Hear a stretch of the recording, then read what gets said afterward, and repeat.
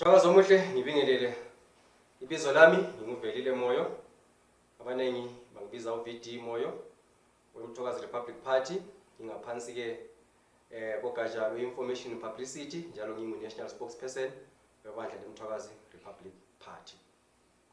Nantu usuku lwethu oluhle besilulindile olwe-E-Rally yethu ebesigijimisa lapha ke emagagasini kuFacebook oboTwitter sikhuluma ngokuthi ke mhla ka-15 siza kuba le rally yethu esiza kuyibamba ke i-first rally yethu ukuthi sibambe ke online njenge MRP. Sikhona lapha ke ngiyathemba ukuthi libukele lisendaweni eshiyeneyo namhlanje nje kumhla ka-15. Sathi thina ke lapha likhona ke mhlawumbe lihlangene ngama groups, mhlawumbe lisezindlini, mhlawumbe lingama families, thatha nini isithombe. Thatha umpikitsha liwuthumele ku Facebook bese lithega lithi MRP 2021 rally. Thanda MRP ujabule ngephathi yakho ke uzigqatshe ngokuba ngumthwakazi. Namhlanje ke sizahlangana lezinto eziningi kakhulu ezakukhulunywa ke zisethulwa ke ngosuku lwanamhlanje olwerally. Esukhangeleleyo njengomzabalazo weMRP ukuthi ke nawe ube ngomunye oba ingcenye yalolu hambo olukhulu lweMthwakazi Republic Party. Njengoba sonke ke ngobunengi bethu sesiyazi imvelaphi yeMthwakazi Republic Party. Sesikwazi ukuthi siya ngapi njalo abantu abanengi sebesazi ukuthi iMRP imeleni njalo ilwelani. Thina silwela amalungelo akho, thina silwela ubungwe bakho. Sifuna ukuthi sivuselele amasiko ethu, sifuna ukuthi sivuselele imngcele yethu, sivuselele ubuyithi bethu ngitsho lo mnotho wethu siwuphathe ngezandla zethu Mthwakazi omuhle. Kuyiso isizathu esihle sokuthi nawe ubandakanye le revolutionary party okuthiwa iMRP. iMRP iyatholakala endaweni zonke zakoMthwakazi. Ungabe useNkayi, ungabe usebhinga, ungabe usecholotsho, ungabe usePlumtree, ungabe useBedbridge, ungabe ubobulawayo, loba ungabe umthwakazi ukhona indawo zonke. Joyina ibandla lakho leMthwakazi Republic Party uthole ikhadi nawe ubambane namanye amadoda lamaninakazi abagijima begijimisa umzabalazo. Kumele lazi Mthwakazi omuhle ukuthi mali ngaphakami lizilwele akekho umunye umuntu ozaphakama akulwele. Njenge MRP singabantu ke abazimiseleyo, we are unapologetic ngestruggle lesisiphakathi kwaso. Esikutshoyo ukuthi there is no turning back. Ngoba uma singakwenzi lokho kuthi ukuthi izizukulwana ziza kuphakama mazikhangela amangcoba ethu zikhafulele phezulu amangcoba ethu zithi lapha kulela abathengisi, abantu abathengisa ilizwe behlule ukuphakama belwela amalungelo abo. Manje thina sesisebunzimeni. Hayi Mthwakazi omuhle, akuvumeli lokho. Uma ungaphakami wena akekho umuntu uzakuphakamela. Phakama Mthwakazi omuhle ulwele isizwe sakho. Phakama Mthwakazi omuhle uzimisele ukuba umthwakazi. Mthwakazi omuhle, iMRP ibandla lakho lingena ke ku phase of rebranding. Ngezindlela ke siyalibumba ibandla silisa phambili. We are always inventing, developing and moving ahead. Asifuni ukuchiya loba ngubani emuva. So iMRP is embarking on a branding a move. Ngezinye indlela ke siya rebranda lokho besinakho akukho esikutshintshayo, kodwa esikwenzayo ukuthi siyaphakamisa ke izinga lethu njengeMthwakazi Republic Party. Okusho ukuthi ke ibranding yethu ke izakhangela ke izinto ezithile esinazo emzabalazweni wethu. Ngiyazi ukuthi ke abanye bayazi iMRP, bayibona nje ubhalwe iMRP okumele uMthwakazi Republic Party. Abanye banokubona abantu abagqoka ama t-shirt esithi MRP, mhlawumbe abanye banokubona nje mhlawumbe abantu bezikhulumela ngemlomo besizwa ethi MRP. Kodwa ke njenge MRP manje sesikuletha ukuthi ke siphakamise izinga lethu. Ngoba lathi ke siphakeme vele singumthwakazi. So siyaliphakamisa izinga lethu ke silisa phezulu, sibe competitive. Ngapha silwela ubuzwe bethu. Sizaqalisa ke i-rebranding yethu sikhangele ke ku issues zethu ezama t-shirts. Besinama t-shirts ethu ebesinawo vele. Ama t-shirt ethu la ebesinawo besine black. Abanye banokuyibona ke inomfanekiso lapha we logo yethu esiswini. Ibisisiba ke le flag lapha ibisibhalwa MRP la. Ngapha emuva ibisibhalwa ke for peace and justice in our lifetime. yikho lokhu vele sisakhuluma ngakho sakulwela siya phambili. Bese kusiba khona ke emhlophe nayo ebhalwe ukufana nayo. Kukhona ezinye bese zingane zikhona futhi ezinokumnyama ziphinde zibe lokulokule golide kancane. Bezingakaqami kakhulu ke zona ebantwini kodwa lezi ezimbili yizo ebese sizijwayele ebesizibona. I-MRP ihlale phansi ke siphuma ke ngendlela enga rebranda isiya phambili. Okokuqala ke siye saba lekhala esiyithathayo esayenza igqame ibe phezulu. Ikhala ezagqama ibe phezulu i-gold. Igolide ke ku-emblem yethu kumbe kuma-colors ethu li-representa ke ama-resources ethu, umnotho wethu, ikakhulu sikhangela ama-minerals. So ikhala yethu ke iyasikhumbuza ukuthi sinothile, singumthwakazi, silezinto zonke, kodwa sizithathelwe yiZimbabwe ngokurojwa. Kodwa ke sesifuna ukuthi ke sibonise ukuthi ke thina singabesikhosini. Siyathatha ubukhosi bethu sibusa phambili ngokuphakamisa ke ikhala yethu i-gold ibe yiyo egqamayo. Sizayibona ke mama sebegqokile, sabona abatsha sebegqokile, sibona leadership siyigqokile, ama-province seyigqokile, isiphakeme i-gold yellow. Yiyo le ikhala ke esiphakamisa kakhulu. Ama-t-shirts ethu ke ngaleyo ndlela ke ase-rebranded, asesinika ke umbala we-gold. Kodwa ke i-MRP ile mbala enayo emhlanu eyiphakamisayo. Siza kuyibona ke le imase ngi-introduce ke i-flag yethu. Ile mbala emhlanu, umbala oqala uyigolide, kube lo mbala wesibili oyi-green, kube lo mbala wesithathu oyi-white, kube lo mbala wesine oyi-black, kube lo mbala wesihlanu kanjani ubomvu. Ya, ubomvu mthwakazi, ubomvu. Ngizachaza ukuthi imbala le imeleni mase singena ke ku flag yethu, sengilivezela i-flag yethu liyibone kahle. So i-MRP isi-rebrandile kuma-t-shirts.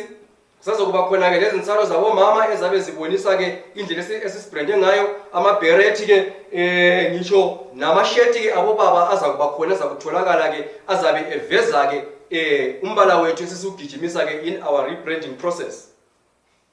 Bese ngilithatha ke mthwakazi omuhle ke ngilibonise ke ukuthi ke siye sa-rebranda kanjani ke sisuka ke ku flag ebesinayo. Besinayo ke iflag yethu ayitshintshanga ama-colors lokho ekhona wonke la nama-colors eflag yethu okuqala. Kukhona esikukhiphileyo ke ku flag yethu ebesinayo sakulibonisa ke lapha ke ngaphansi zabe likubona lapha kudlula ngoba ngikhuluma kunje sokubonakala lapha kuyabonakala laphana iflag ebesinayo. Iflag yethu le ibe leBhayibheli, ibe nesodi, ibe nesibhamu, abanye bayakwazi umbhobho lokukhona laphana, kodwa ke yikho sikuhlelisileyo kancane laphana ke sasesithatha ke umbala wethu, imbala yethu yonke lana ekhona eflagini, sengili-introducela yona ke iflag yethu ke esinayo njengomthwakazi sesiphakamisa ke sisiya phambili. Bandla lakho i-MRP, libandla lakho ke elikuthandayo, ngi-unveila ke iflag yethu esesinayo esesiqalisile kasha. Iflag yethu ime kanje. Uzabona ke lapha ke MRP Mthwakazi Republic Party, and then ke ubusubona ke lapha njalo ke nantala ihawo lethu elomkhonto lenduku.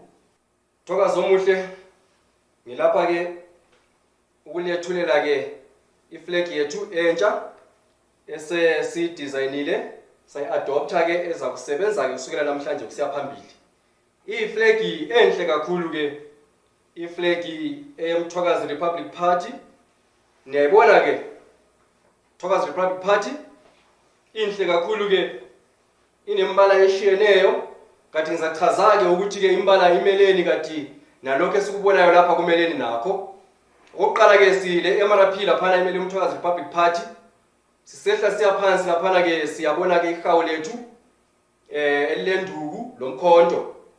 Amaqhawe ethu ke lawana ke alwela inkululeko yethu. Kukhona imisebe yelanga ephakamayo laphana ke, kutsho khona ukuthi ke kusile Mthwakazi vuka, Mthwakazi vuka, njengoba sitsho ke kuslogan sethu.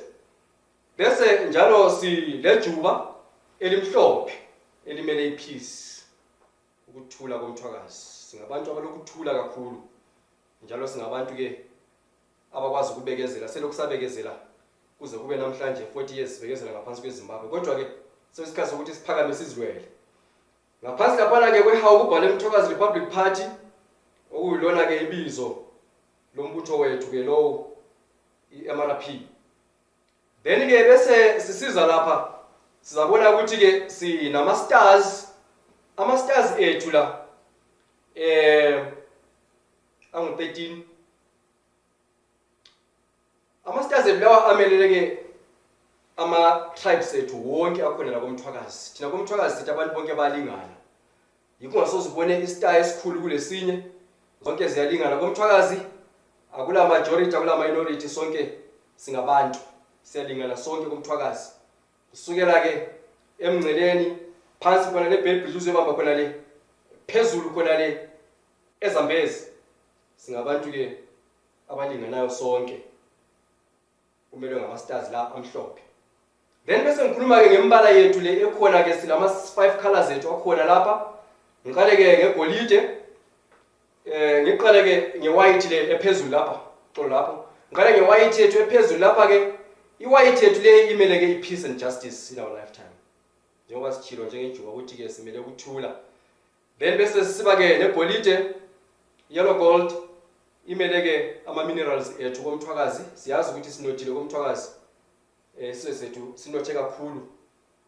Kodwa ama resources ethu ayaluthwa athathwa ngabahuquluzi. Into esiyilolayo namhlanje. Bese siba ke lo mbala ke oyi red sayibona ke la lapha i red. I red imelele ke igazi labo baba labo mama labafowethu elachitheka kabuhlungu ngesikhathi segugula wondi. Into esakhala namanje singatholi justice ngayo njengabantu bakoMthwakazi. Siyazi ukuthi ke sekuseduze sekusemnyango. Justice is on its way. Bese siba ke le black icolor emnyama, umbala omnyama umelele ke imajority yethu njengabantu abamnyama koMthwakazi. Abantu abamnyama koMthwakazi banengi njalo ke kumele ukuthi siubambe umnotho wethu sibe le self determination sizibuse njengabantu abamnyama koMthwakazi. Siyabonga kakhulu ukuthi ke abantu abamnyama baphakama ke ukuthi balwele isizwe sabo. Then bese siba ke lo mbala ke oyi green ngaphansi ke omelele ke ivegetation yethu. Kanti imelele ke futhi ke uhlaza lonke olukhona kubonisa koMthwakazi uluhlaza njalo futhi singaqhubeka silime sivuna ukudla kwanje sigcwalisa iziphala zethu. Sabonga Mthwakazi iflag yethu kusho ukuthi izaqala ukusebenza ke siya phambili ke sisebenza siyiphatha endaweni ezishiyeneyo sakwenza amanye amancane elizabo phela ezimoteni zenu senza amanye alingeneyo esakuba lawo ngama provinces lama districts ethu atshiyeneyo lama ward ethu esawasebenzisa ke kuzigaba zethu zonke ke ezishiyeneyo.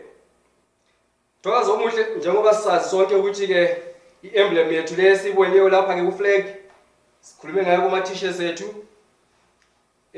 Kumele sazi ukuthi uMthwakazi is a rainbow nation. Mthwakazi unabantu abashiyeneyo, unezizwe ezishiyeneyo, ngezindima ezishiyeneyo, nama cultures ashiyeneyo, konke lokhu sakuphakamisa koMthwakazi. We are a rainbow nation. Ikubona iflag yethu ikhala kahle kangaka, ibuya kahle kangaka, inambitheka kangaka, ibonisa ukuthi ke sisizwe simanyeneyo, siyisizwe esilokuchiyana okuhle okubumba ke iemblem yethu eyi-rainbow. Sabonga kakhulu Mthwakazi omuhle. Sikhangele khona lapha ke njengomthwakazi ke thina kuzizwe zethu esinazo lapha sinesizwe eziningi kakhulu. Kumele ukuthi ngiziqambe masidlula lapha kwenza ukuthi abantu bazwisise ukuthi ke masikhuluma ngomthwakazi sikhuluma ngani kuma languages ethu nama tribes ethu akhona. Thina komthwakazi sila tribalism, asila i-tribe ukuthiwa ingcono kulabanye. Komthwakazi siyafana sonke.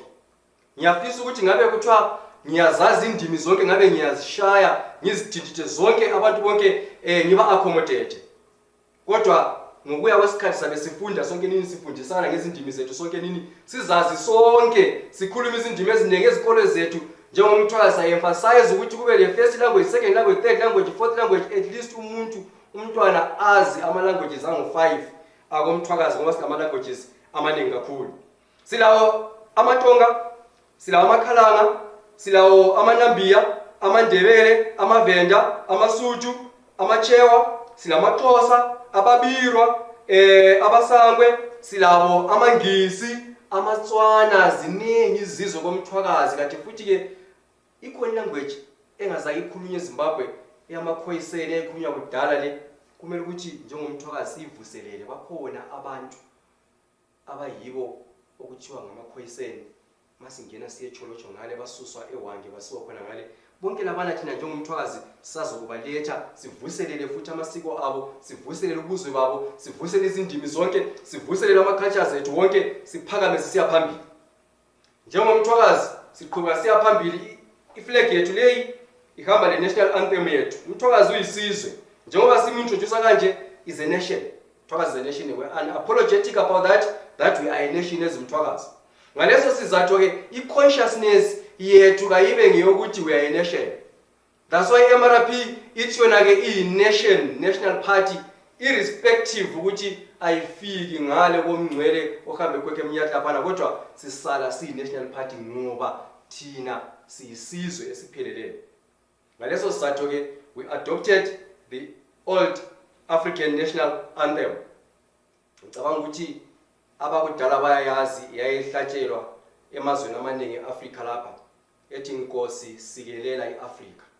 Thina ke sithi inkosi sikelela umthwakazi.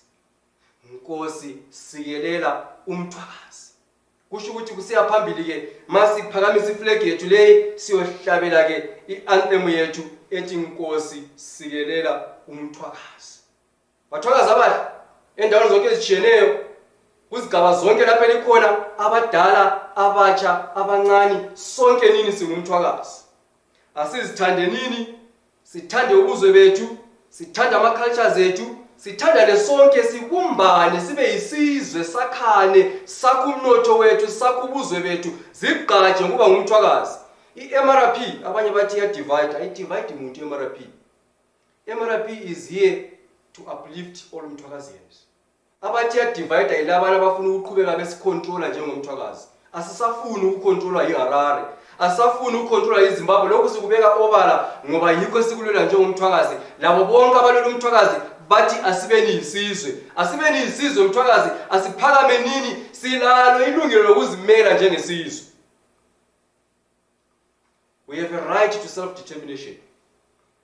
Yikho umongameli mayeza khuluma namhlanje uzaveza ukuthi njengomthwakazi isizwe esinjani. Aveze ukuthi ke going forward from 2022 we are saying decentralize, we are saying devolve, restore, no compromise.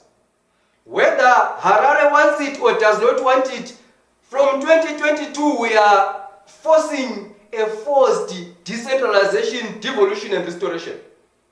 Whether bayafuna ube ngabafuna ukukhipha abantu emhlahlandlela phana kobulawayo thina njenge-MRP siyakwakha khona phana emhlahlandlela iviki lonke simeke sure ukuthi abantu bakithi yibo abasebenza emhlahlandlela eBedbridge laphana siyakuyahlala khona sihlale sithule sithi zwi until i-decentralization, i-devolution, the restoration is taken into effect.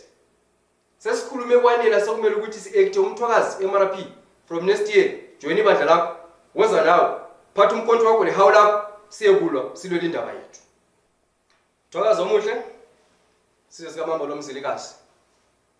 Ngiyabonga kakhulu. Ngithatha leli thuba ukuthi ke ngiyethule abahlonishwa bami abakhona. Silaye ubaba umhlonishwa uPhilip Mleya. Baba Mleya ungu-chairperson waleli bandla uMthokazi Republic Party. Ubaba Mleya uvelela ke esigabeni seBedbridge.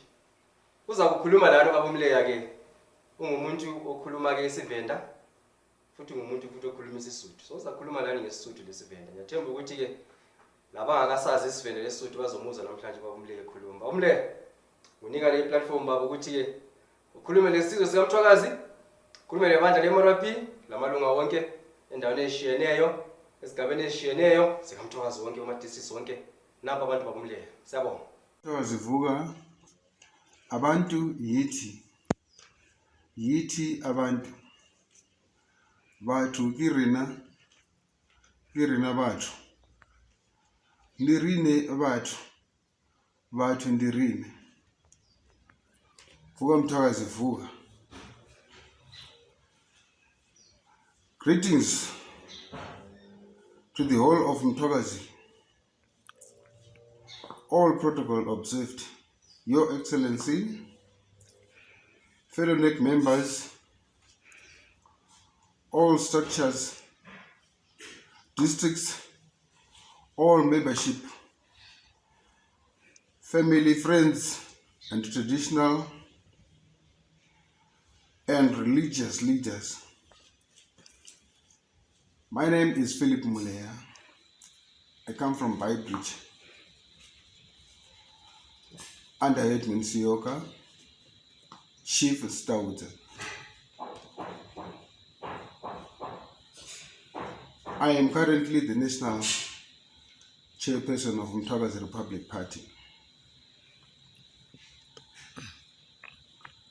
Greetings to all structures of MTHWAKAZI Republic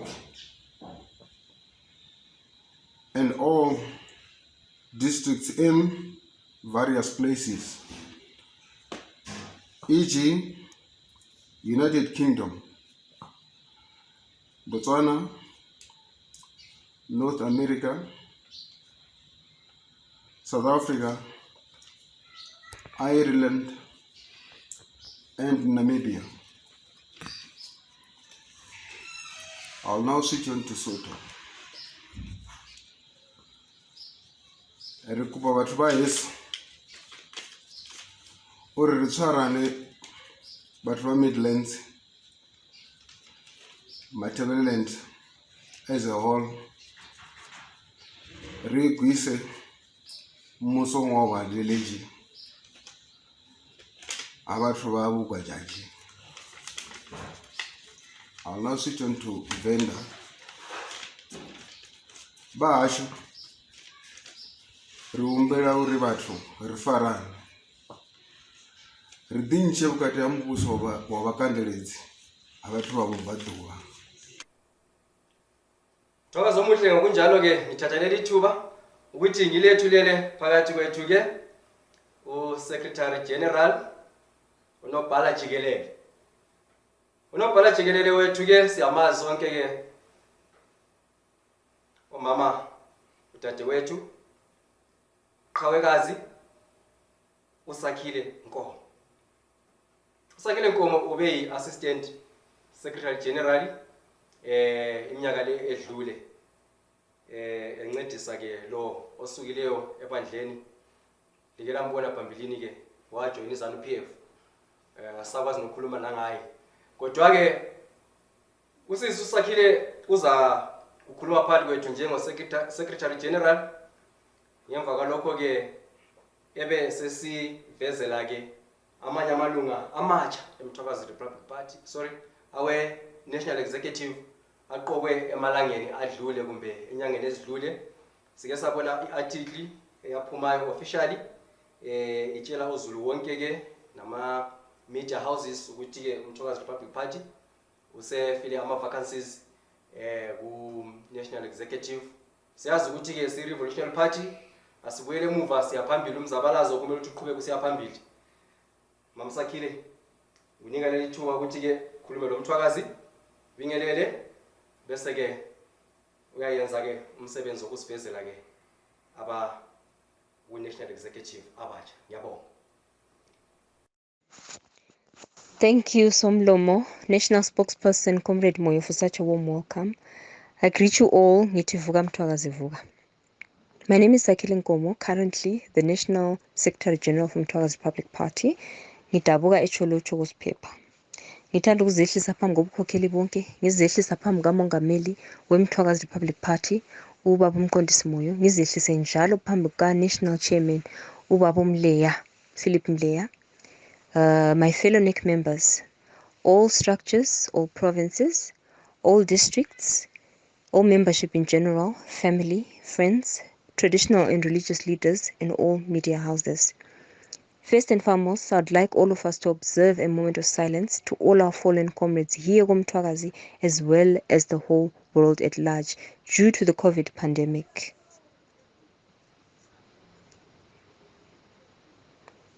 Thank you. May their souls rest in peace. With that being said, I'd like to urge everyone to adhere to all the COVID regulations. Nithi yini lonke #, always mask up and sanitize.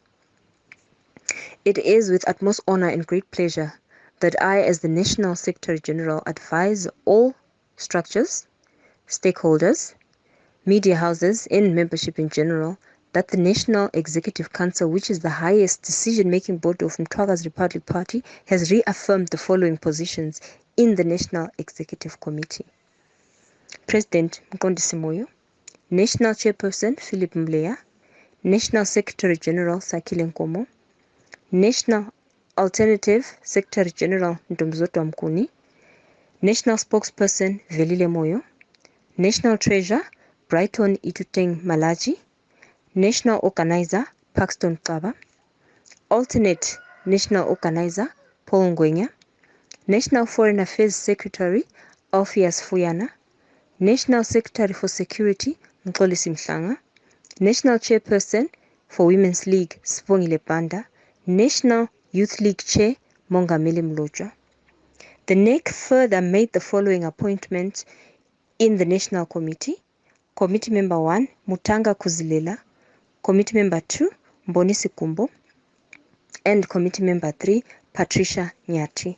So please be advised accordingly. The Office of the National Secretary General has a clear vision of the direction for the entire MRP administration.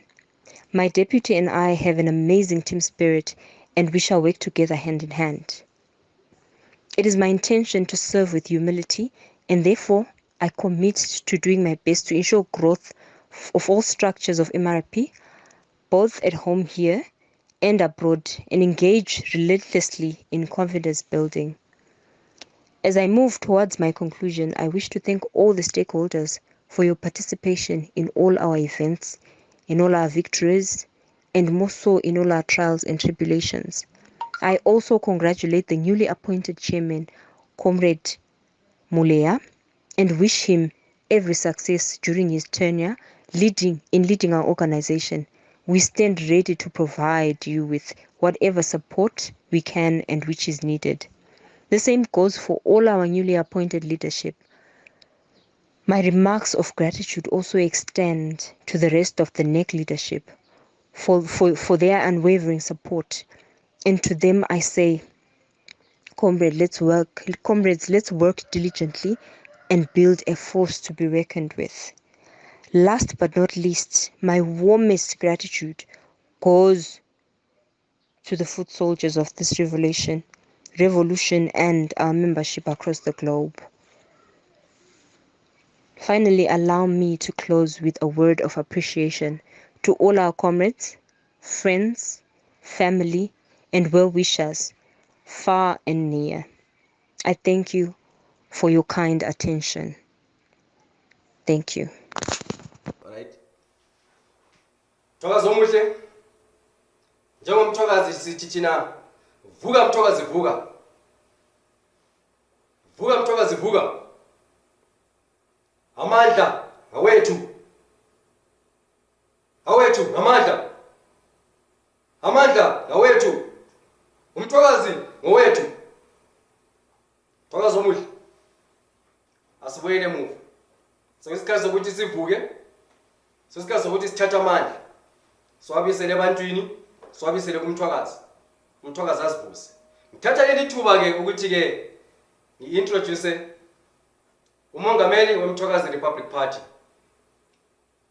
Ngicabanga ukuthi sesimuzwile ekhuluma endaweni ezishiyeneyo kuma social media platforms, emibhalweni ebhalile njalo kukhulunywa ngaye endaweni ezishiyeneyo kuma media houses. Umongameli we-MRP uyindoda ke enogqozi olukhulu lokulwela isizwe komthwakazi. Selokhu waphakama ukuthi elwele isizwe abantu abaningi sebevuleka amehlo. Yindoda enesibindi, indoda engesabi. Yindoda ezimisele ukuthi ke ifele isizwe. Ngiyathemba ukuthi ke usazolwela umthwakazi kuze kuyefika ke lapha esithola uzibuse khona. Naye esakhona. Abe ngumuntu ozawubona uzibuse kaMthwakazi. Ngithanda ukuintroduce ke umongameli wethu ubaba uMqondisi Moyo. Onguye osiphethe ebandleni leMRP. uza kukhuluma phakathi kwethu namhlanje ku-rally yethu ekhulume ngezinto eziningi eziqukethweyo namhlanje eziphathele lathi abantu bakomthwakazi. So ngani-ke singamnika indlebe silalele kuze kuyefika emaphethelweni, simuzwe ukuthi uthini, simlalelisise. Lokho azakutsho asikuthatheni njengomthwakazi bese siya phambili silwele isizwe sethu, siphakamise amasiko ethu, sibonise abantu ukuthi siyisizwe esimanyene, siyisizwe esizimisele ukuthi silweleke ubuzwe bethu. Vuka mthwakazi, vuka. Vuka mthwakazi, vuka. Abantu yithi abantu. Mthwakazi omuhle, lapha ngiphethe umkhonto, ngiphethe lenduku lihawu sempilo. Siyabonga. Thatha leli thuba ukuthi-ke ngi-introduce-ke umongameli wethu womthwakazi Republic Party. Ngicabanga ukuthi iningi lethu siyamazi, sesike sambona-ke ekhuluma endaweni ezishiyeneyo kuma-rally, mhlawumbe ebhala kubo-social media lapha-ke, mhlawumbe interviewer endaweni ezishiyeneyo kumabonakude-ke. Namhlanje sobe simbona ekhuluma kithi-ke live i-rally yethu ka-2021 njenge-MRP. Uzasethulela-ke udaba esihamba ngalo namhlanje nge-MRP after ama-lockdown amade, siphepha ku-COVID, kodwa namhlanje siyakhuluma-ke sizwe ukuthi-ke njengesizwe siyanaphi, siya phambili. Babumoya, thanda ukwamukela-ke ngalesi sikhathi-ke ukuthi-ke uzokhuluma-ke lesizwe sakumthwakazi. Siyabonga-ke mfowethu Moyo, umsebenzi omuhle kangako uphetheyo. Siyabonga Babumoya. Sasingena-ke kusigaba esilandelayo njengoba ubaba uMoyo esetshile ukuthi silandeni lapho.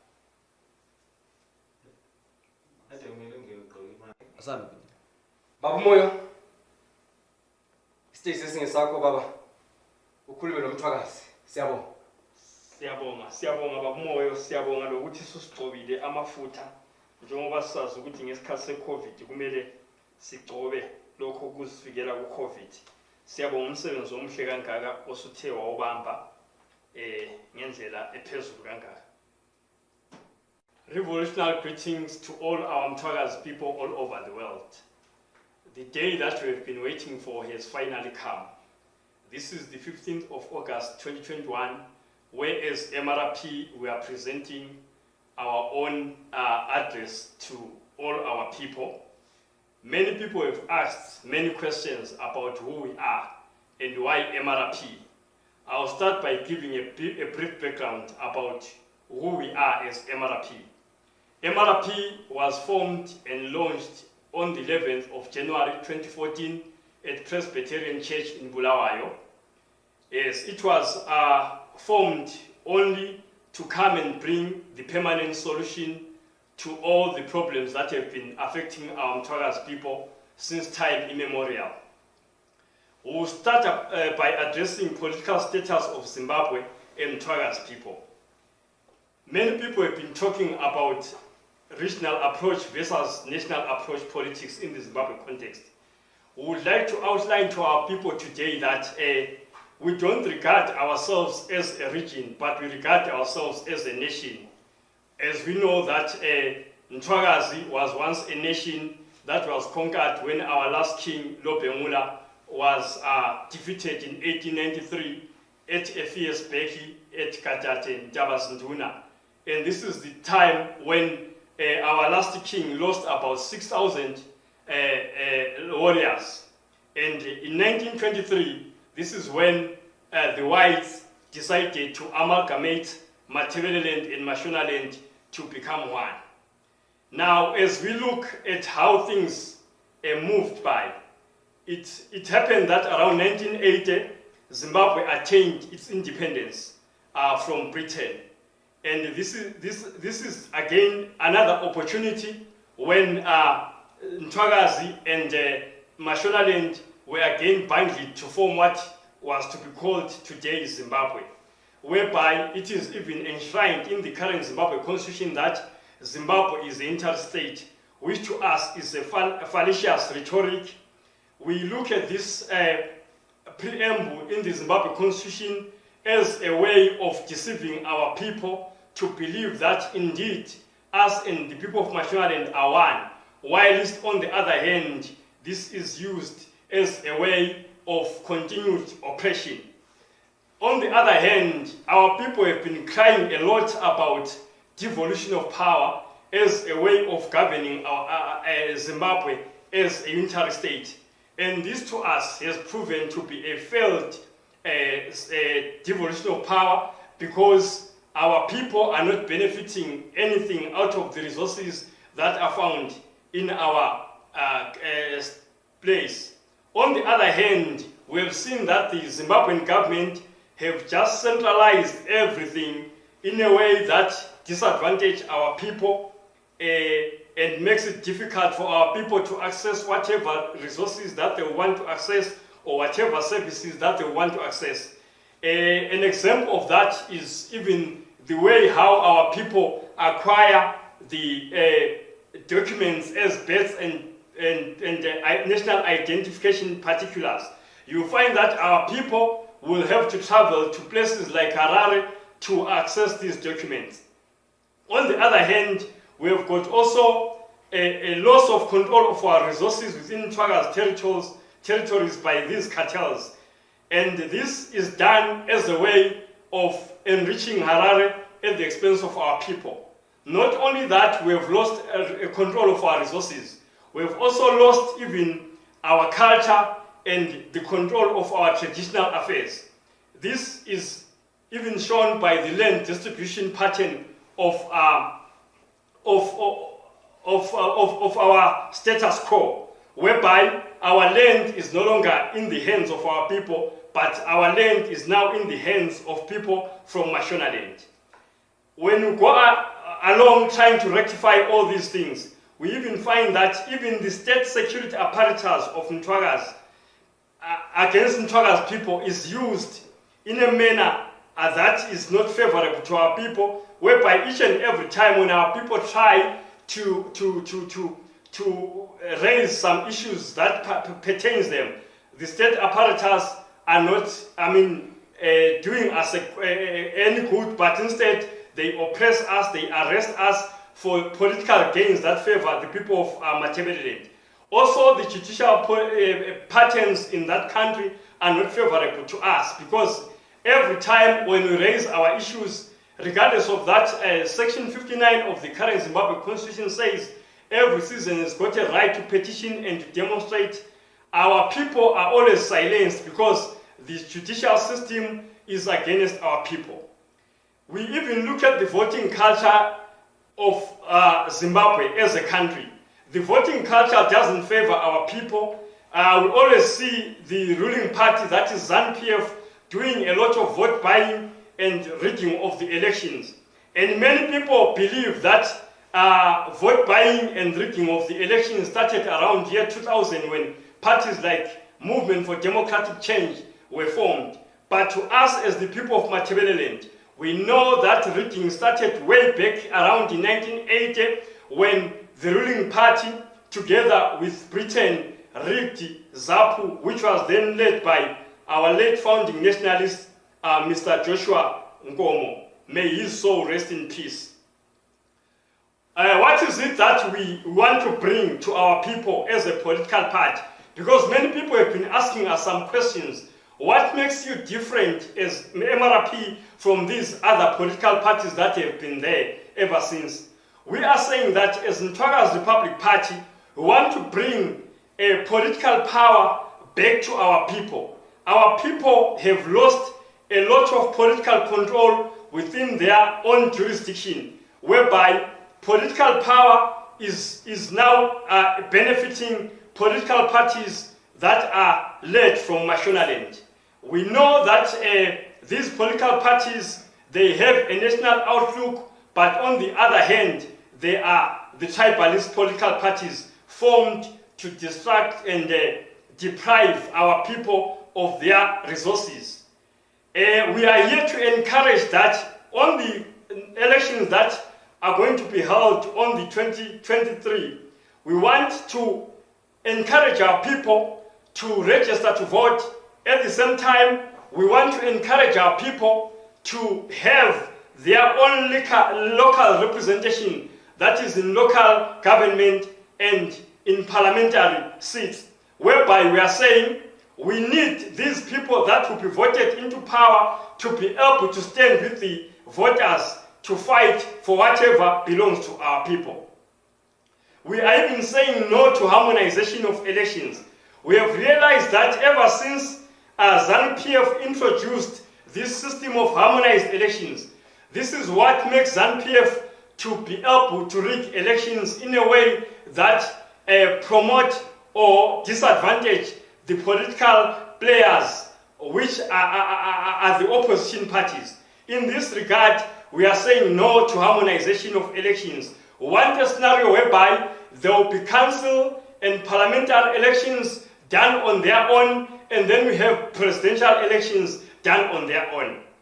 We will, as MRP, resist even ZANU-PF intimidation against our people. We know that during election time, ZANU-PF uses a lot of state apparatus to intimidate our people, especially the rural voters, whereby they use the military, they use war veterans, they even use the militia. As it is, we are aware that ZANU-PF is in the verge of introducing the militia who in the past were called the Green Bombers, or those who were trained under the border gauge scheme.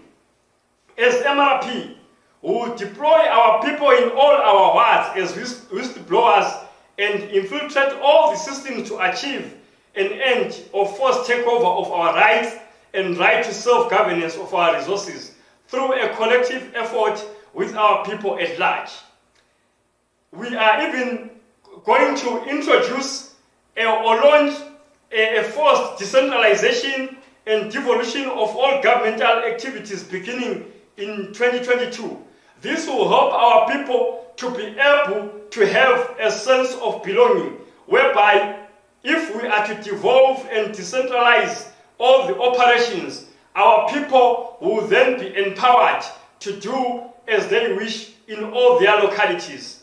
We will also, as MRP, make it a point that traditional leaders have control on our land and in all our resources like mines and everything.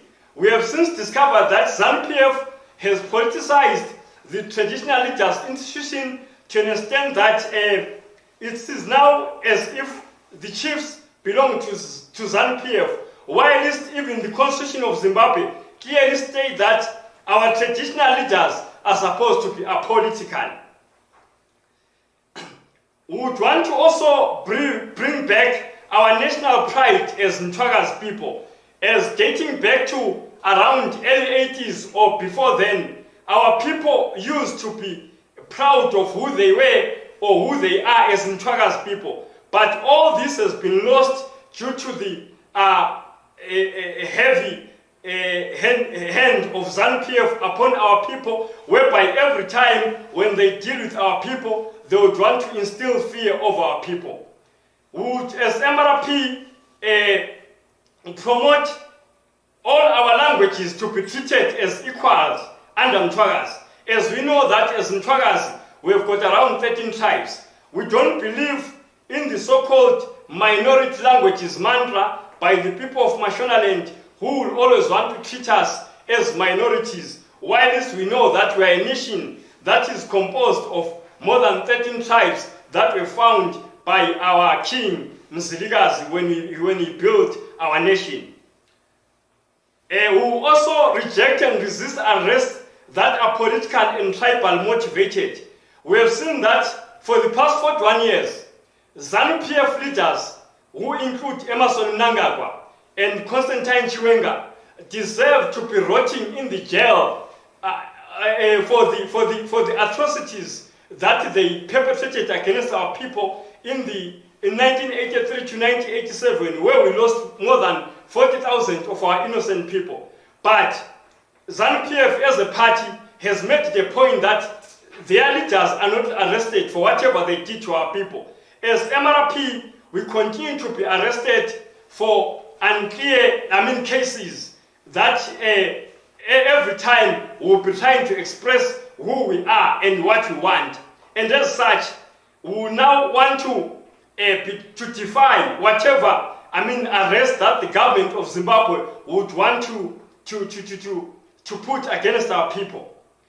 We will also try our level best to make it a point that even the police service system will be manned by our own people from our local areas, because many a times our people always complain that these people who are police officers are not conversant with our local languages. You find that in places like Binga, Cholocho, Kezi, Nkai, wherever in all our material and rural areas, all these police officers won't be conversant with the local languages of that area. And as MRP, we are going to push and force the government to respect all the local languages and deploy the police officers that understand the local languages of those areas. We will also want to empower our people to even try and be in a position to know that it is within their rights to demonstrate against any irregularities, whether it is judicial bias or jail punishment as a political tool. We need our people to be aware that it is within their rights to always unfair treatment by the government, the current government of Zimbabwe, whenever they want to express themselves, because it is their right to demonstrate and petition whenever they feel it is right to do so. We are not even intending to negotiate for power sharing with Zimbabwe, but we seek self-governance and full control of our Mtwakazi territories. We are even seeking self-determination to rule over our territories and free our people from Zimbabwe colonialism. From 2022, we will intensify our international lobbying for the restorative justice of our Mtwakazi. Our theme for 2022 will be decentralize, devolve, and restore. As we pursue all this, we want to also give a hope to our people, especially looking to our economic status as people of Mtwakazi. We also reckon that as Mtwakazi, we are languishing in poor infrastructure and poor road networks as well as telecommunications. This has been done by the current government since 1980, whereby we face, very difficult, situations, even when it comes to traveling, because our road network is poor, our telecommunications is poor. As MRP, we want to improve, proper infrastructure development. We would also want to make it a point that our public and private sector is manned by our people from Mtwakazi. Whilst on the other hand, when we look at this current setup, we see that all the people, or the majority of the people who are employed in the public sector, are mainly from Mashonaland, and this does not favor our local people. On the other hand, we also look into mining opportunities. We find that in our territory as Mtwakazi, we've got a lot of mining concessions. But when we look at these mining concessions, we really find that our people do not benefit out of them. Instead, it is the people from the other side of the country that benefit. And this is a big challenge to our people, because when our fathers, mothers fought for the liberation of Zimbabwe, they fought that everyone should be equal in terms of accessing all our resources. That includes mining and other resources that we can think of. We have also realized that the issuance of business permits is done from Harare, and this is also a deprivation of our rights as people of Mrp, whereby these people from Harare will make it a point that our people will not easily get these permits, but it is the people from Mashonaland who will always get these permits because the system favors them. But as MRP, we will make it a point that will fight hard to make it a point that it is easily accessible to all our people to get all these permits and other licenses that they would want to use in their business endeavors. We are also looking into our revenue collection and distribution of these revenues that are collected from our own resources. The current setup favors a centralized system, but as MRP, we are saying we want a decentralized system whereby all our revenues are used in the local areas.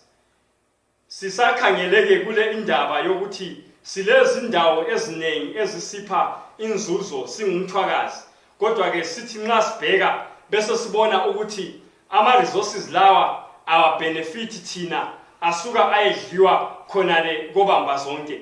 Yikho ke njenge MRP sithi thina okutholakale kwindawo ngendawo yakithi yakomthwakazi akusebenze kuzona lezo ndawo zakomthwakazi. On the other hand, there is also the issue of government parastatals like ZUPCO, ZESA, GMP, and NRZ. All these government parastatals, we have since discovered that people who are employed under them are not from our own territories, but they are also from Mashonaland. And the government has since even destroyed all these parastatals and made it difficult for our people to benefit from chief service which used to be provided by the government when it took over from the white regime in early 80s. Singakhangela ke izindawo ezinjengamakampani anjengabo railways, o National Foods, o ZESA, o Post and Telecommunication System khona phana koBulawayo. Sinanzelela ukuthi uhulumende okhona kathesi ukwenze kwabanzima ukuthi la makampani asebenze kakhulu ekhangelane lozulu, ngoba la makampani abesenzela ukuthi asinikeze angathi mina esingathi iservice cheap, sikhangela ukuthi ezinye izinto ku private sector ziyadula. Sananzelela ukuthi ugovernment ubulele kakhulu ama parastatals anjengabo ZUPCO wayenza ukuthi abantu bethu abantukazana bengatholi ukuthi bathole ukuthi bagade izimota ezishiphileyo njengalokho kade kukhona izolo kusabusa amakhiwo. We also look into the issues to do with tenders and allocations of these tenders given to our people. The current system favors the people of Harare only. These are the only people who are given tenders. When you look at hospitals like Mpilo, UPH, and other government institutions, you find that even people who supply with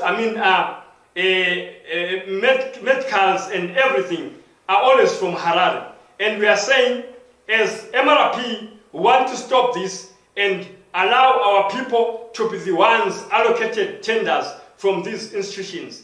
Singakhangela ke kuzibhedlela ezinjengabompilo o UPH lamanye ama government institutions, sithola ukuthi thina abantu abasupplya izinto zokusebenzisa kulezi zibhedlela ngabantu abavela khona le kobamba zonke Harare. Kwesinye isikhathi sike safika ezindaweni ezinjengabo Lupane State University, sathola ukuthi ngitsho labantu abasupplya into zase kitchen abavela khona le eHarare. Thina ke njenge MRP sithi konke lokho asikufuni, sizele ukuzolungisa ukuthi indawo ngendawo yakithi benefit kumbe ithole lokhu okuzosiza abahlali bakithi. Our contribution as a part in the economic development agenda is also to look around and see to it that our political discourse favors our people in a way that whatever they want to do in terms of our economic emancipation really empowers them one or the other. And after elections, as MRP, we will enact and adopt an infrastructure bill to restore and build road network system, bridges, transit and rail, telecommunications, waterways, water tunnels, and green belts across Mthwakazi. Silithina ke njengebandla le-MRP singakwanisa ukuphatha indawo zethu, sizenelisa ukwakha imigwaqo, siyakhe indlela ezokukhulumisana lapho kusizothola khona amanzi, konke okuzasenza ukuthi koMthwakazi senelisa ukulima la ngaphandle kokuthi isizini yokulima ayikho ngoba ayisiye khona ngoba ngalezi zikhathi abantu bakithi bazaye bethola amanzi okuthelezela njalo sizakwanisa ukuthi silungise lendlela zokuthi kube lokuthengiselana sinanzelela ukuthi indawo ngezindawo zakithi zinothile ngezinto ezishiyeneyo ungakhangela endaweni ezinjengabobhinga balenhlanzi ukhangele endaweni ezinjengabowanke balemvelo yabe njenge-coal lakho konke okunye singakucabanga ukhangele komthwakazi khona le kubo enkezi ematopo balamacimbi lakho konke sizayenza ukuthi kube lama-markets lapho abantu bethu abazokwanisa ukuthi bathengise izinzuzo zabo abazitholayo benganakuncindezelwa izindlela uhulumende okhona khathesi okubeke ngazo. We also look into regional opportunities where we want to improve, development.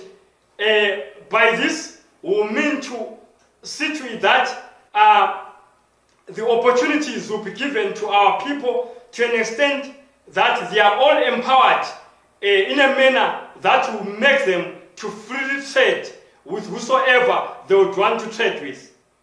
Sizalungisa ke indlela zokuthi kube lula ebantwini bakithi ukuthi la nxa lapho befuna ukuthengisa izinto zabo benelisa ukwenza lokhu ngoba amathuba ebavumela njalo konke lokhu kubenza bekhule kwezamabhizinisi. Another issue that is the thorn in the flesh to us as Mthwakazi people is the education policy that is there in the current setup of Zimbabwe.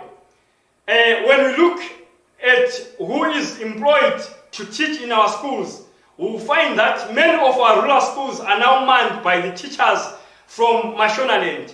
And this is not good enough for our children because at the end of the day, the results are not favorable to them. As such, we would want to ensure that all our areas in Mthwakazi are being manned by the teachers who are conversant with the local languages. For example, teachers in Binga will have to be conversant with Tonga language. Teachers in Plumtree will have to be conversant with Kalanga language. Teachers in Bedbridge will have to be conversant with Soto and Venda language. Konke lokhu kuzasinceda ukuthi abantwana bathakazelele izikolo ngoba sinanzelela ukuthi khathesi ukufunda abakuthakazeleli ngoba befundiswa ngababalisi abangakuzwisisi ulimi lwabomama kumbe ulimi lwalapho abavela khona. Sinanzelela ukuthi liyona le education policy khona ayibaniki abantu bakithi intshukuntshu. Sinanzelela futhi layo i-1979 Grand Plan ekhuluma ngokuthi abantu bakithi kumele bancishwe ukufunda. Siyananzelela ukuthi izikolo zakithi kakhulu eMathebeleni North zikhipha imphumela engaqondanga kakhulu othola kwezinye izikolo i-pass rate isiba yi-0%. We will also introduce an employment bill as a way of protecting our own local people, and this will also make it a point that probably the big stake to the people who will be employed within our territories will be given to our own people, and we have less from the other side, or depending on whether we will be looking at people who will be having certain qualifications that our people do not have. Lapha sisitsho ukuthi thina kunemsebenzi eminingi kakhulu kwelikaMthwakazi engadingi imfundo, edinga nje ukuthi abantu babe kwazi ukuthi bafundiswe even besenza le imisebenzi. Konke lokhu kuzasincedisa ukuthi amathuba emisebenzi engadingi ama-degree le imfundo yaphezulu abantwana bakithi bayithole. Siyakhuthaza ke bantu bakithi ukuthi njengoba ukhetho lusiza ngo-2023 sithi ake lisizame njengeMthwakazi Republic Party. Siyakwazi ukuthi belivota kusukisela ngo-1980 ngesikhathi lisavotela izaphu lazovota futhi ngesikhathi sabo 2000 selivotela amabandla njengabo MDC. Kodwa ke ekuvoteni konke lokhu especially singakhangela from 2000 kuzofika namhlanje akusincedanga njengabantu bakoMthwakazi ngoba sibone kusiza abantu bokuza bezovotelwa kuma-councillors bezovotelwa ukuba ngo-MP. Thina-ke njenge-MRP siyakhuthaza njalo sisazi ukuthi abanye abantu bakithi besebedelile bathi bona basavoti ngoba abalubona utshintsho ukuthi bavotelani. I-MRP-ke sibuyile ukuthi izokuba inqola yenu elizoyisebenzisa ukuthi lingavotela ama-councillors ethu, sivotele ama-members eparliament ethu, into zonke ezisihluphayo kuma-local areas ethu sizazilungisa sindawonye. Sinanzelela ukuthi isikhathi esidlulileyo amabandla kade siwavotela ama-MPs nama-councillors baripota eHarare, okwenza kube nzima ukuthi babe accountable, ukuthi basitshele ukuthi hayi njoba lasivotela lokhu lalokhu sizokusebenza kanje. Ngaleso sizatho-ke sithi i-MRP iza lo mehluko omkhulu okuzolimela ezabelweni zenu, isebenza lani, hayi ngoba kumele itshelwe ngabaseHarare ukuthi balawule njani izabelo, kodwa sitshele yini njengabasivoteleyo ngoba imandate yokulikhokhela siyabe siyithethekini. Kanti ngakwelinye icele siphakathi kohlelo lokubumba ama-structures umthwakazi wonke jikelele, sisukisela eBeitbridge siya ePlumtree, sisukela eVictoria Falls khonale kuZambezi sisiya khonale eNkabazwe. Sikhuthaza abantu bakithi ukuthi hayi abaphakame bangene kule inqola yabo esikhona okulibandla leMthwakazi Republic Party elize ukuzobalwela libakhuphe ebugqilini esiphakathi kwabo okweminyaka engama-41, silikhiphe ebuyangeni, silikhiphe kukho konke ukwesaba okufakwe libandla leZANU-PF. Yikho silithina ngemoto yethu sisonke sibambene singumthwakazi sesikulungisa konke ade sisihlupha. Yikho silithina lisivotele ukuze libone ukuthi ngempela iminyaka yonke ledlulileyo sivotela amabandla alawulwa eHarare kusibisele emuva kakhulu. Siyakhuthaza-ke abantu bakithi ukuthi lapho osokuvulwe khona izindawo zokurejista asambeni siye-rejista ukuze senelise ukuvota ngomnyaka ka-2023. Njalo sinyekela ukurejista ukuvota sile ngozi yokuthi ama-constituency ethu angaqunywa abe malutshwane ngoba phela inani elikhangelele ukuthi livote liyabe liphawuliwe. Nxa singasanenisanga lelo nani ama-constituency ethu azoba malutshwane bese kusithathela-ke kusibisele emuva amathuba ukuthi sibe lendlela yabantu abazosimela ngayo komthwakazi. Kunengi esiza kulungisa lingasivotela abantu bakithi. Ngitshila ukuthi izikolo aziphathwa ngabantu bakithi, asila development, asizilawuli, konke okwethu kusilahlekele njengomthwakazi ngoba safaka abantu abangayisibo bethu, safaka abantu bokuza endaweni zethu ababuye kuphela ukuzositshontshela umnotho wethu lakho konke. Kanti okunye engikuqinisayo engifisa libe kwazi ukuthi i-MRP ayizukuphatheka ku-presidential election yaseZimbabwe, sizophatheka kuphela kuma-councillors lakuma-members of parliament. Lokhu abantu abaningi bajayele ukucabanga ukuthi nxa kuvotwa indlela esivota ngayo kuyikuthi sivotela ukukhipha izanu. Thina njengabakomthwakazi i-MRP silithina masingazihluphini ngokukhipha izanu embusweni ngoba ngo-1980 ayisithi esayifaka kulumbuso. Thina okumele sizihluphe ngakho yikuthi sithole i-political power esizoyithola kuphela ngokuvotela abantu bethu besiba ngama-councillors, besiba ngama-members of parliament ngoba laba ngabantu bethu abazokhitshwa yini njengabahlali bezindawo njalo behlala lathi bephila lathi. Nxa sesibona bengasasimeli ngendlela eqondileyo sikwazi ukubabiza sibahlalise phansi ukuthi kathi salivotela sithi liyasimela kulokhu lalokhu, yindaba lingasasimeli ngendlela esalikhethela yona. Sizathanda ukuveza lokhu njalo ukuthi thina njengeMthwakazi Public Party asiyikukhankasela ukuvotelwa kukapresident elizweni leZimbabwe ngesizathu sokuthi silwela i-political power. Sikomthwakazi sifuna ukukontrola izabelo zethu from kuma-councillors sisiya kuma-members of parliament. Thina-ke njengeMthwakazi Republic Party siyi-revolutionary party elwela ukuphuma kwele Zimbabwe isiba lilizwe elizimele lodwa njengalokhu bekukhona ngo-1923 amakhiwa engakasibambanisi. Kungaleso sizathu sithi thina sizocontesta ama-presidential elections sesithethe uzibuse wethu sesingumthwakazi mhlawumbe sokulamanye ama-political parties lawo azoba khona komthwakazi sesipromotha lokhu ngesilungu esikuthi yi-democracy. Ngaleso sizatho-ke umbuzo ngiyazi abantu abaningi baba lawo ukuthi kathi manje pho ku-presidential laphana sizovotela bani. Kulilungelo lakho njengomuntu ovotayo ukuthi ubekwazi ukuthi uyenelisa ukuthatha i-ballot paper kakhansila, wenelise ukuthatha i-ballot paper ka-member of parliament, uyekele ukuthatha i-ballot paper ye-presidential candidate ngoba thina singeke sifake. Kanti futhi kulilungelo lakho ukuthi usuwedwa ebhokisini suvota nxa ufuna ku-presidential mawuthe walithatha iphepha lika-president ulakho ukwenza kube yi-spoiled paper. Akula muntu ozokucala ngoba thina kakhulu ukuthi kubusebani eZimbabwe whether ngowe-MDC kumbe ngowe-ZANU-PF akusincedi njengabantu bakomthwakazi.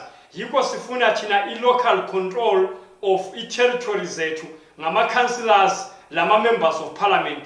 Lokhu kuyikho esingakwenelisa. Ngizananzelela ukuthi lanxa singathi siyakhankasa ilizwe lonke leZimbabwe sifuna i-presidential, abantu bempumalanga abayi kusivotela ngoba basihlezi besithi thina singama-minorities. Kungakho-ke ukukhankasa kwethu kugcina khona phana kanye emngceleni ekhwekhwe kumnyathi river. Yikho sisithi sizafaka ama-councillors lama-MPs size siyokuma khona phana enkabazwe kuthi nxa sesithethe ilizwe lethu sesingumthwakazi bese sikwazi ukuvotelana thina sodwa sokule democracy ngoba siyabe sesivotela thina silibandla lakomthwakazi sivota kithi singaselani labantu baseZimbabwe. From 2022, we will start demanding a clear report on revenue generated in Mthwakazi provinces and how it is helping the Mthwakazi development plan. All investors in Mthwakazi, foreign or direct, must account to the development of the local area in no more looting of our non-renewable resources without contribution to economic development of Mthwakazi that will benefit generations to come. Land must be locally managed and under the control of local government for the people. Parceling of land and land barons shall reverse. Land audit will be done in Mthwakazi to ascertain the legitimacy of the holders. All Mthwakazi people who benefited from the land reform shall be supported and no one will be removed unless they were beneficiaries of an evil system of land parceling. Land restitution shall be on merit and land shall be for all Mthwakazi people. EPOs must be scratched or redone according to the need and future of Mthwakazi economy.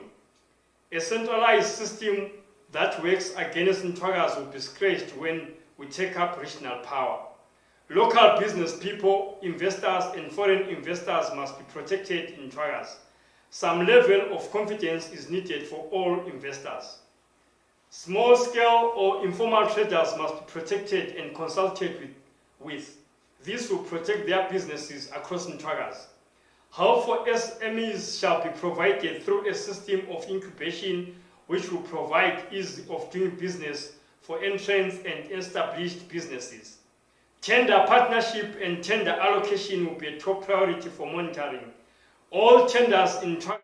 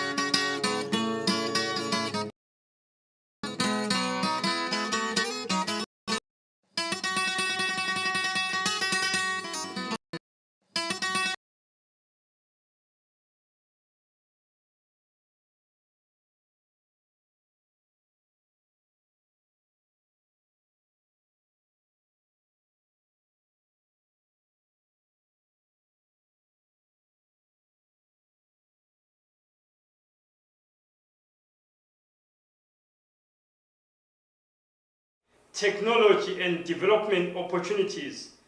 MRP shall defend Mthwakazi territory, develop its infrastructure, create more opportunities in rural and peri-urban areas, develop farming and introduce smart agriculture, promote free education, especially primary school, provide relief for elderly people of the nation through associated grants, development and support small to medium-scale business in Mtwakazi through incubation and hub support initiatives, give moral support to the youth within Mtwakazi, promote skills transfer, give support and political will for the people of Mtwakazi, create unity in diversity where all languages, cultures are all equal.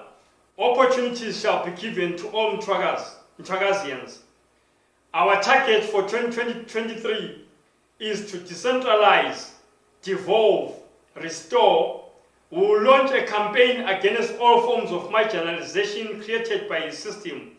We will in 2022 radically monitor and reverse all forms of corrupt activities and understand feelings in all government institutions by staging, sitting in, and intensified demonstrations targeting all institutions practicing all kinds of corruption, nepotism, racketeering, and parceling of Mtwakazi resources. We will win elections for both municipal and constituency and lead a massive control and for a free Mtwakazi territory. MRP will intensify development plans while seeking self-determination, which is a goal for Mtwakazi. Siyalibonga ke Mtwakazi omuhle lina ondlela zimhlophe esikukhuthazayo njenge MRP yukubambana. Amabala esilungu athi divided we fall but united we stand.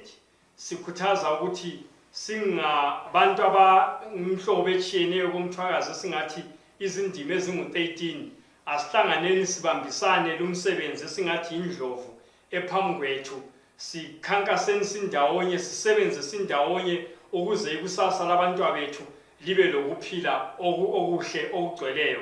Ngalawo kwemazwi ngithanda ukuthi ngilicele lonke ukuthi asigijimeni sisekeleni leli bandla leMthwakazi Public Party eliyilo elizasinika ikusasa elihle. Kanti ngithanda futhi ukucela bonke abantu bakithi obusinessmen, ama-academics, abazama-church, abazamasiko, abangaphandle kwelizwe ukuthi asihlanganeni sibe ndawonye sisekele le inqola yeMthwakazi Public Party.